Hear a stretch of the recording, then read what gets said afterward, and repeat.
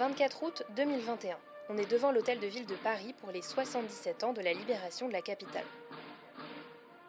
D'anciens combattants se tiennent aux côtés d'Anne Hidalgo, maire de Paris, et de Florence Parly, la ministre des Armées de l'époque. Fanfares, parades militaires, prises de parole, diaporamas émouvants sur les femmes et les hommes qui ont conduit à la capitulation des nazis. Tout est réuni pour raviver notre flamme patriotique. Le discours est rodé, très digne. On en oublierait presque que la libération, c'est bien loin d'avoir été tout rose. Oui, évidemment, il y a eu des embrassades, du soulagement, une explosion d'allégresse, mais libération, ça rime aussi avec épuration. Quand elle était jeune, ma grand-mère Alfida en a beaucoup entendu parler par son père, Pierre Fratani. Alors, il disait toujours, parlons-en des résistants de la dernière heure. Ils se vengeaient sur les femmes, c'est facile. De tondre une femme, c'est facile. De s'attaquer à une femme, ça, il ne supportait pas. Il n'avait pas supporté.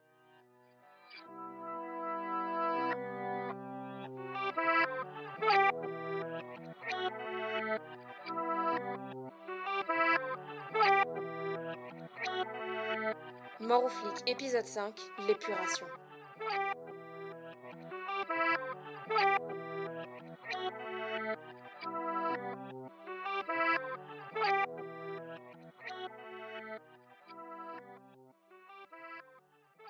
Moi, libération, pour moi, quand j'étais petite, c'était un mot bizarre. C'était quelque chose de pas... tu vois. Alors, c'était pas positif. Non, pour moi, petite. Hein, oui. Parce qu'il y avait eu trop de haine déchaînée, de vengeance. Voilà, dénonciation et vengeance. Les vrais résistants, on ne les connaissait pas, ceux-là, ils se vantaient pas, et bien souvent après, c'est même certains qui étaient des vrais résistants qui se sont fait lyncher. Là, ils ne supportaient pas ce déchaînement qu'il y avait eu après. Et ils détestaient De Gaulle. Bah oui, parce que c'est lui qui avait créé les tribunaux. Bah oui. À la fin de la guerre, le gouvernement provisoire de la République française met en place tout un système judiciaire pour organiser l'épuration du pays via des commissions et des tribunaux spécialisés. Dans la police, l'épuration passe d'abord par tout un panel de sanctions administratives, comme la mise en retraite anticipée ou les mutations forcées.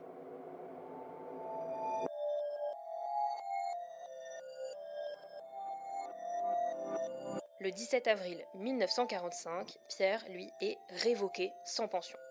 Ça aurait pu s'arrêter là, mais la machine judiciaire prend le relais. Et très vite, il est accusé d'intelligence avec l'ennemi. À la fin du mois de juillet, Pierre est emprisonné à Fresnes. Il risque l'indignité nationale, c'est-à-dire le retrait total de ses droits civiques. Pire, il risque la peine de mort. Malgré la fin de la guerre, ma grand-mère continue donc de vivre chez ses grands-parents maternels dans le Limousin. Et d'ailleurs, les gens à la campagne se posaient des questions. Comment ça se fait, la guerre est finie, et cet enfant, les parents, la mère la reprend pas, les parents la reprennent pas. Toi, tu savais pourquoi? Ou tu te posais la question? Je ne savais pas, mon père il était en mission, on disait toujours qu'il était en mission. D'abord, il était à Fresnes. Quand il était en Fresnes, il ne fallait pas que les gens le sachent. Ma mère l'avait caché à ses parents, c'était la honte. Dans cette famille honnête, droite, patriote, mon grand-père l'était. Mais enfin, c'était impossible. Il ne pouvait pas avoir collaboré. Ça, c'était la honte, la tâche sur la famille. Hein. Ça, non. À la limite, je pense que des fois, mon grand-père, dans le Limousin, était plutôt à aider des résistants s'il y avait à les aider. Mais certainement pas du côté de la... Ils n'aimaient pas. Donc, il ne fallait pas dire qu'il était en prison. Et quand je venais à Paris, quand je venais à Noël, ben oui, Pierre, il s'appelait Pierre. Il est en mission, disait ma mère. L'année quelques mois après, on revient à Pâques. Ben, il est où, Pierre? En mission. Il est encore en mission, alors là, ma mère a craqué, elle leur a dit, ben voilà. Et mon père dit, il ne savait pas s'il allait pas passer au peloton d'exécution, et il voulait me voir. J'avais donc 6 ans quand même. En compte, il n'avait pratiquement jamais vu sa fille. Si, quelquefois, là, quand il avait surgi, là, comme un diable, je voudrais bien la voir. Et ma mère m'a dit, non, il ne faut pas qu'elle vienne te voir. Après Saint-Germain, dire à tout le monde, à la cantonade, j'ai vu mon papa derrière des grilles. Et tout le monde saura, j'ai vu mon papa derrière des grilles.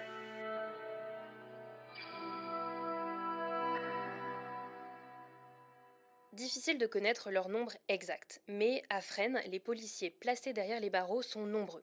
Pour vous donner une idée, même si Pierre était à la Sûreté nationale, sur les 400 policiers de la préfecture de police passés devant les tribunaux, près de la moitié ont été condamnés, dont 20 à la peine de mort. Certains ont travaillé dans les services politiques des différentes polices. Ils ont été chargés de démanteler des réseaux de résistants, d'arrêter des centaines de personnes juives, et ont fait leur horrible besogne avec zèle, sans se poser de questions. D'autres se retrouvent là suite aux manigances de leurs collègues. C'est ce que nous rapporte l'historien Jean-Marc Berlière, spécialiste de l'épuration de la police. Les gens qui sont en place à l'automne 44 et qui prennent les places, il faut bien se dire, soit ils étaient depuis très peu de temps dans la résistance, parce que l'espérance de vie et de liberté d'un résistant, à moins qu'il ait vraiment de la chance, c'est quelques mois. Et soit ils étaient d'une discrétion exemplaire, soit ils n'ont rien fait. Et c'est ce qu'on appelle, vous savez, les forces françaises de septembre ou les résistants de la 25e heure et tout. Mais par contre, ils sont là en octobre 44 et autres, et donc ils s'emparent des postes et ils vont inventer des exploits imaginaires et autres. Et pour ça, il faut se débarrasser évidemment soit des témoins, soit des gens qui occupaient ces postes. L'épuration de la police, c'est une auto-épuration, c'est-à-dire concrètement, ce sont les policiers eux-mêmes qui disent « Oh machin c'était… » Oh machin des fois c'est tout simplement le chef, ou c'est tout simplement le type dont on aimerait bien toucher la femme. Il faut aussi comprendre ça, c'est très, très humain, excusez-moi, mais c'est comme ça. Les policiers sont eux-mêmes les premiers à pousser à l'épuration, parce qu'ils pensent bien sûr y échapper en dénonçant les collègues, et que plus la police sera épurée, plus elle sera pure. Et donc si vous êtes resté en poste dans une police épurée, ça veut dire concrètement que vous êtes un pur de pur. Et donc ils ont été particulièrement violents dans l'épuration.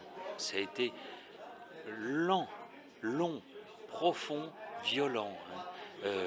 D'abord des milliers de policiers ont perdu leur poste, plusieurs dizaines ou centaines qui ont été exécutés sans jugement au point d'un bois.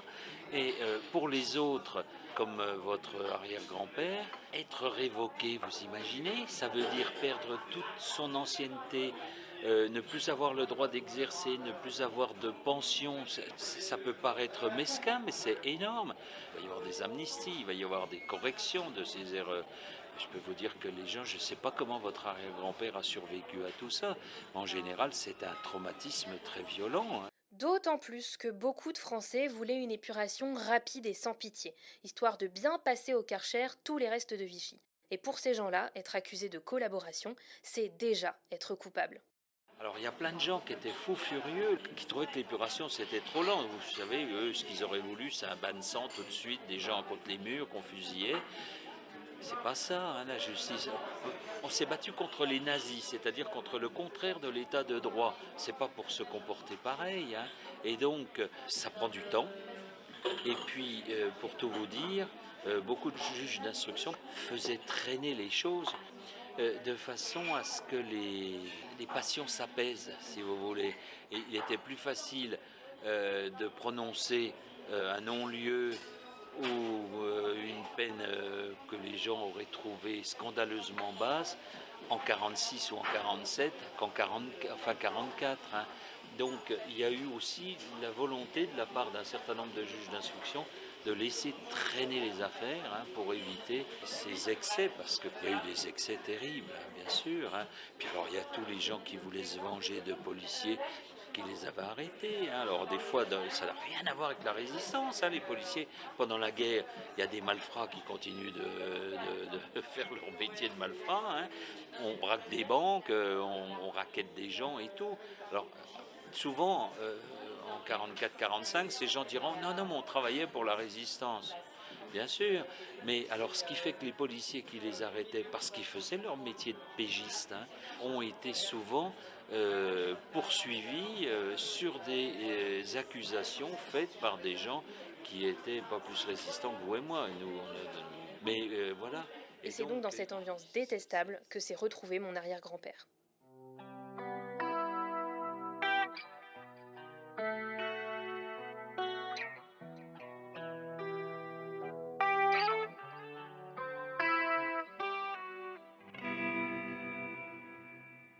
Pour Pierre, tout part de l'affaire Forgue. Vous savez, le mec louche qu'on a mentionné dans les épisodes précédents. De ce qu'on trouve dans les différentes archives, on comprend que, pendant la guerre, ce Forgues mange un peu à tous les râteliers, qu'il trempe dans de drôles d'affaires et que Pierre le connaît. Celui qui enquête sur Forgues à la Libération, c'est le commissaire Orabona, un Corse. Il convoque Pierre comme témoin pour l'interroger sur sa relation avec Forgues et c'est le début des emmerdes. Parce que, en 44, Forgues s'est fait choper par les Allemands qui l'accusaient d'avoir aidé la résistance. Et Pierre avait alors déclaré devant les tribunaux nazis que Forgues n'était pas du tout un résistant, mais au contraire un soutien idéologique des occupants.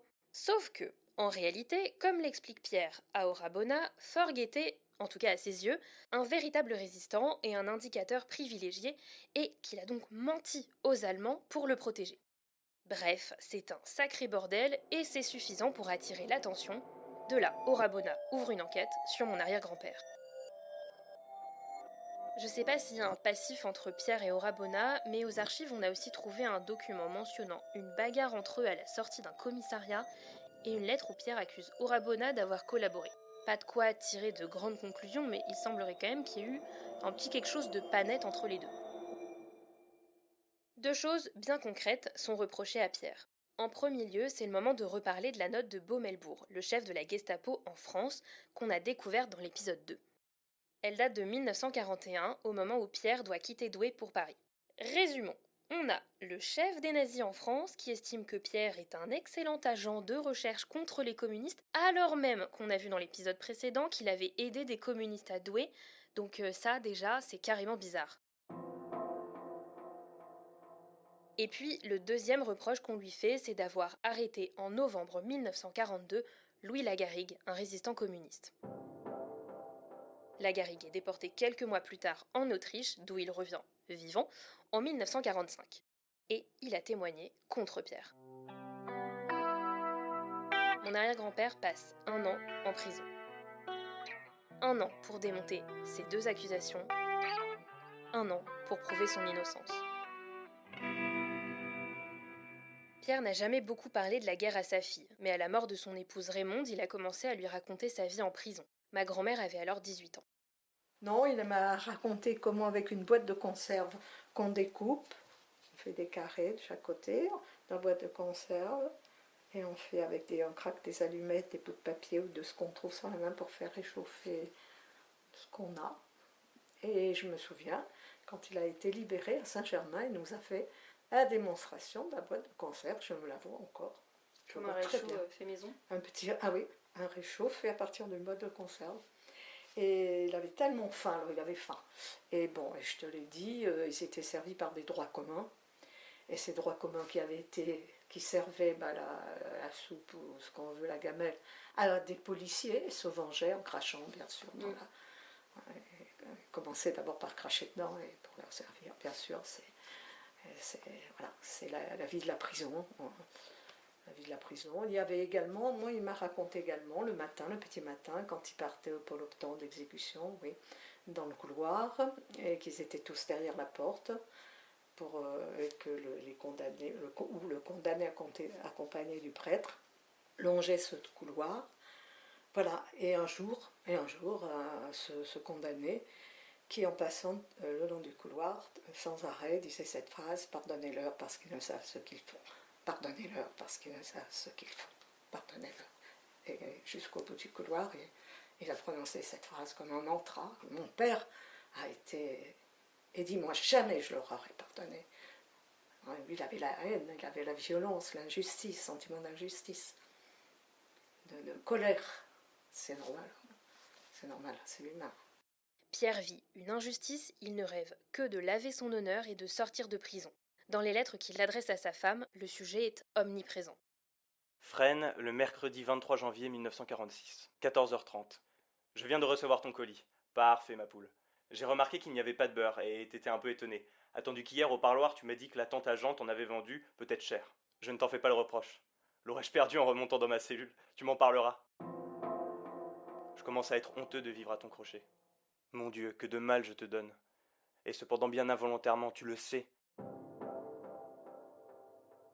Au sujet de l'affaire, d'après l'avocat, le juge serait très gêné pour rendre une ordonnance de mise en liberté provisoire. Il veut se couvrir. Le dossier passe des mains du comité d'épuration à celle du juge. On hésite, on tâtonne, ils ne veulent pas tout donner à la Sûreté nationale. D'après l'avocat toujours, le juge penserait que si j'étais mise en liberté, je serais susceptible de me livrer à une campagne contre certains fonctionnaires, et notamment cet Ora Bona. Pour ces motifs, le parquet et le juge envisageraient une solution fort préjudiciable pour moi, envoi du dossier à la Cour de justice. Et l'avocat affirme que dans ce cas, l'acquittement serait prononcé. Mais si j'y allais, je pourrais être frappé d'indignité nationale. Ou bien alors je pourrais être traduit devant la chambre civique qui ne prononce que cette accusation. Si je comprends bien, je serai donc immolé afin que les saletés, les immondices de la boîte ne soient pas connues. Quelle erreur! Mardi, je te parlerai plus longuement s'il y a du nouveau. Je t'embrasse, Pierre. Pendant des mois, Raymond et Xavier, la sœur de Pierre, se sont acharnés à rassembler suffisamment d'éléments pour l'innocenter. Dans le dossier de libération de Pierre, Raymond n'apparaît pas directement, mais elle est partout. C'est à elle que les témoins s'adressent. C'est Raymond, par exemple, qui retrouve la trace de mademoiselle Chambon, l'une des principales témoins. Pendant la guerre, cette professeure de français a été prévenue par Pierre qu'une enquête avait été ouverte contre elle et qu'elle allait bientôt subir une perquisition. J'ai appris avec stupeur l'arrestation de M. Fratani. Ayant reçu en mai ou juin 1944 une dénonciation me concernant et une demande d'enquête sur moi, non seulement M. Fratani ne leur donna aucune suite, mais encore, il envoyait quelqu'un à mon domicile particulier pour me prévenir d'avoir à me méfier. Une enquête sur moi ou une perquisition à mon domicile aurait eu les plus graves conséquences, non seulement pour ma sœur et moi-même, mais aussi pour une liste d'environ 500 personnes de la résistance déposées chez moi. J'avais, en effet, en dépôt dans mon appartement 52 avenue de Breteuil, tous les cahiers du témoignage chrétien, parus clandestinement depuis l'armistice, et la liste de tous les diffuseurs de ce journal. On sait qu'il était activement poursuivi par les Allemands pour sa lutte contre l'hitlérisme et qu'ils ont déporté tous les rédacteurs, imprimeurs ou diffuseurs de ce journal qu'ils ont pu arrêter. Plusieurs sont morts fusillés ou d'épuisement dans les camps de déportation. Je suis donc heureuse de témoigner ma reconnaissance à M. Fratani, tout en regrettant que ce soit dans d'aussi tristes circonstances. Je suis persuadée qu'il ne peut être que la victime d'une erreur ou d'une injustice scandaleuse. Veuillez agréer, madame, l'expression de toute ma sympathie.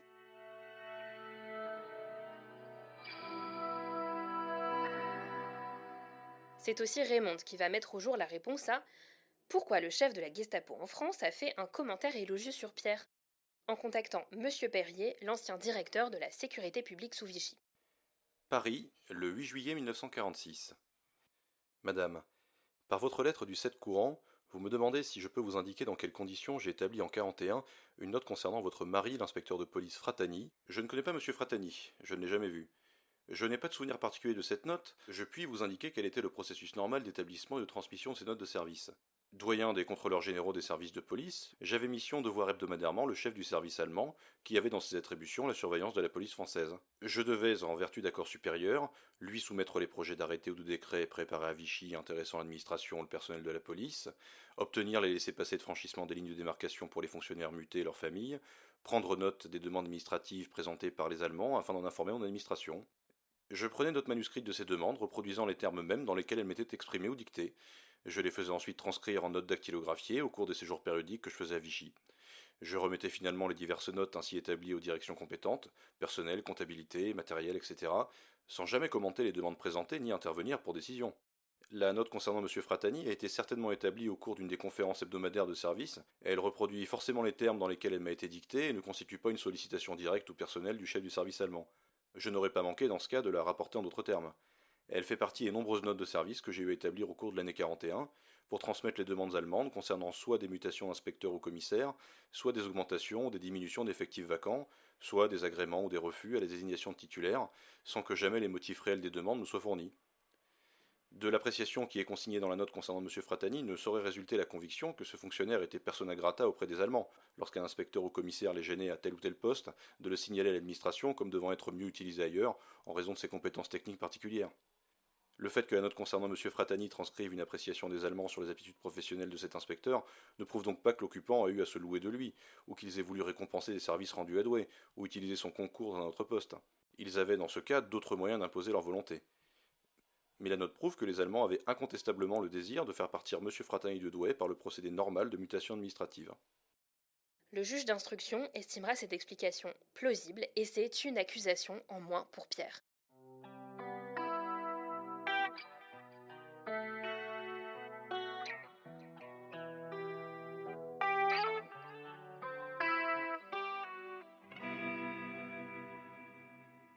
Bon, Reste le problème de l'arrestation du résistant. Aux Archives nationales, dans un dossier, on a trouvé la retranscription d'un échange entre tous les protagonistes de l'affaire Lagarrigue. C'est assez révélateur et, en plus, on dirait une pièce de théâtre. Le 22 novembre 1942, j'ai été arrêté à Garches par la police française. Lagarrigue Louis, 40 ans, infirmier. Cette arrestation a été faite par l'inspecteur Plouard avec lequel je me suis battu. Au moment où j'étais maîtrisé et maintenu à terre par Plouard, est arrivé l'inspecteur Fratani. L'inculpé Fratani. Comme je l'ai déclaré, je ne savais pas du tout pour quelle raison j'allais à Garches et j'ai été contraint de m'y rendre sur l'ordre du commissaire Vilchien. Une fois arrivé là-bas, Plouard, qui exerçait une surveillance depuis 34 heures, m'a mis au courant et malgré mes protestations, j'ai été obligé de le remplacer pendant qu'il allait déjeuner. J'en ai profité pour parler au propriétaire de la villa, M. Diou, pour lui demander s'il n'y aurait pas un moyen de prévenir M. Lagarrigue. Et malheureusement, nous n'avons trouvé personne. Sur ces entrefaites, Madame Diou est arrivée en courant, nous disant qu'on se battait à la villa. J'ai fait alors la réflexion qu'il vaudrait mieux ne pas arriver trop vite, au cas où Lagarrigue pourrait arriver à se tirer d'affaire. Une fois sur les lieux, j'ai vu Plouard qui maintenait Lagarrigue à terre, et c'est à ce moment-là que j'ai fait la fouille. Plouard m'a passé les menottes et est parti pour se nettoyer, car il était plein de sang. L'inspecteur Fratani a alors procédé à ma fouille. Il a trouvé sur moi un petit revolver, et comme je ne savais pas à qui j'avais affaire, je lui ai demandé s'il ne pourrait pas le faire disparaître. Fratani m'a répondu évasivement et a gardé l'arme. À mon avis, Plouard a vu quand je prenais l'arme, et c'est pourquoi je n'ai pas pu répondre oui à Lagarrigue. D'ailleurs, cette arme a été réclamée peu après, lorsque nos chefs sont arrivés, vraisemblablement avisés par téléphone par Plouard. Il m'a dit tout bas que j'aurais des avantages si je lui donnais des noms et des adresses, et si je lui désignais des dépôts d'armes. Naturellement, j'ai refusé. Je ne me souviens pas avoir demandé à Lagarrigue de donner des noms et des adresses et de signaler des dépôts d'armes. Ce n'était d'ailleurs pas moi qui étais chargé de l'affaire à ce moment-là, puisque j'étais au service judiciaire et non aux affaires politiques. Fratani m'a bien tenu ses propos. C'était peut-être à cause de la présence des agents pour leur donner le change. Plouard n'était pas là lorsque j'ai demandé à Fratani de cacher le revolver, et je lui ai fait cette demande dès qu'il l'a eu trouvé sur moi. Diou Robert, 33 ans. L'inspecteur Fratani m'a bien demandé de lui dire si je voyais Lagarrigue, mais je ne me souviens pas qu'il ait ajouté que c'était pour le prévenir. Il m'a également demandé si je voyais ses camarades, et je ne puis dire dans quel but. Par contre, il est exact que lorsque nous sommes revenus à la villa, il nous a dit de ne pas nous presser.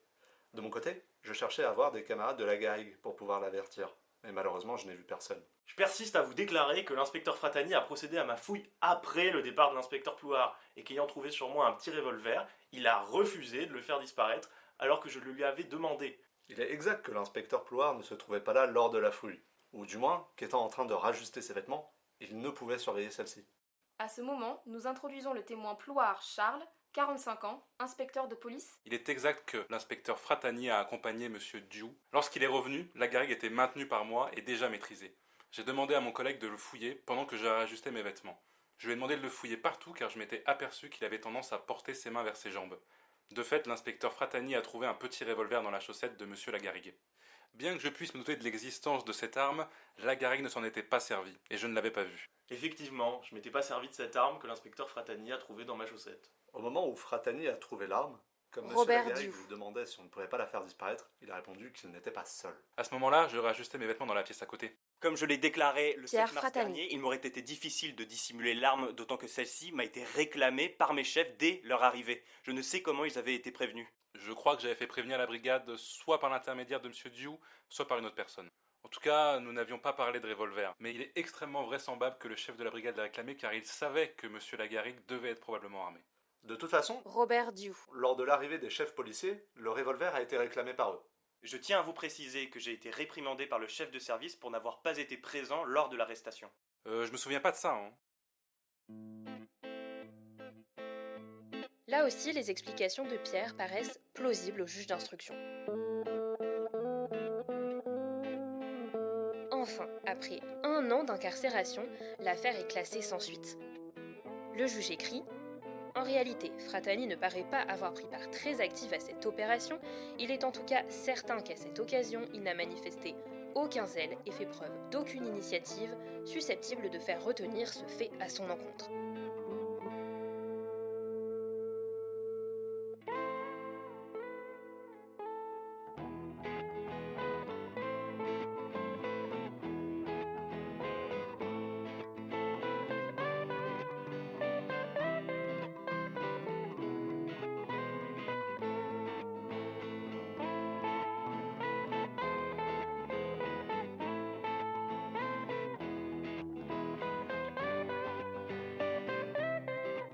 Pierre est libéré en juillet 1946.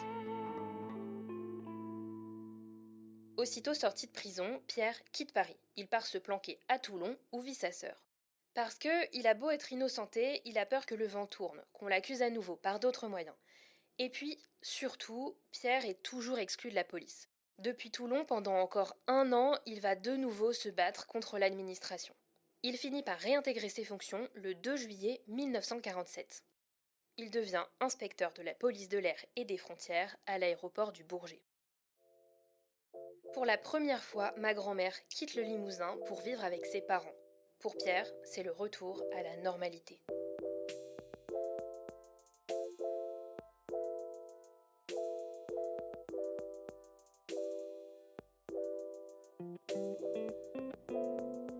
Mort ou flic est un podcast de Bénédicte Gilles et Gaël Chian. La musique a été interprétée par Simon Gilles.